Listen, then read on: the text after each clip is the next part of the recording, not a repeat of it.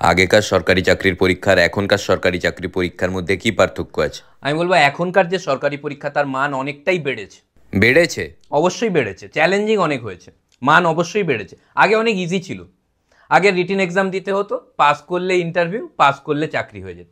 এখন মান কতটা বেড়েছে, রিটেন এক্সাম দিতে হবে, পাস করলে ইন্টারভিউ, ইন্টারভিউ দিতে হবে, পাস করলে আবার ধর্ণা দিতে হবে, তারপরে জব। এটা আবার কি ধরনের কথা হলো? সব থেকে বেশি ধর্ণাটাই ইম্পর্টেন্ট, এই জিনিসটাই কেউ বুঝতে পারছে না। যারা সরকারি চাকরির পরীক্ষা দিতে চায় তাদের কি টিপস দেবেন? আমি বলতে চাই প্রত্যেকদিন 500টা করে কোয়েশ্চেন সলভ করতে হবে, স্কোয়াট মারতে হবে। এটা আবার কি ধরনের কথা হলো? পা মজবুত হবে, স্কোয়াট মারলে পা মজবুত হবে, তাহলে কেউ ধর্ণা দিতে বসবে। হঠাৎ পুলিশ মারতে এলো, ওকে পালাতে হবে না চট করে, কি মুশকিল। ধর্ণাটা খুব ইম্পর্টেন্ট। আমি তো তাও বলবো, মানে যারা সরকারি চাকরি দিতে চায় তাদের আমি বলবো যে আগে ধর্ণা দেওয়ার মানসিক প্রস্তুতি তৈরি করুক। যদি আসে তারপরে সরকারি পরীক্ষার দিকে যাক, প্রিপারেশন পরে, আগে ধর্ণার প্রিপারেশন। কেউ যদি সরকারি চাকরির পরীক্ষা সৎভাবে দিল তাকেও ধর্ণা দিতে হবে? ধর্ণা ছাড়া কি হবে?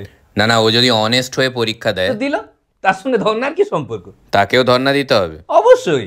এটা কি ধরনের যুক্তি হলো আবার? এই যুক্তিটা কেউ আবার যদি টাকা দিয়ে জব পায় তো তার চাকরি ক্যান্সেল করা হোক।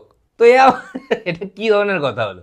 না না, যে সৎভাবে পরীক্ষা দিল তাকেও ধর্ণা দিতে হবে? অবশ্যই। তো সৎভাবে পরীক্ষা দিল তাও চাকরি পাবে না, কিসের অপরাধে? ধর্ণা না দেওয়ার অপরাধে। ধর্ণা সবাইকেই দিতে হবে। আমি তো সরকারের কাছে আবেদন করব যে ধর্ণার উপরে কিছু কোর্স করা হোক।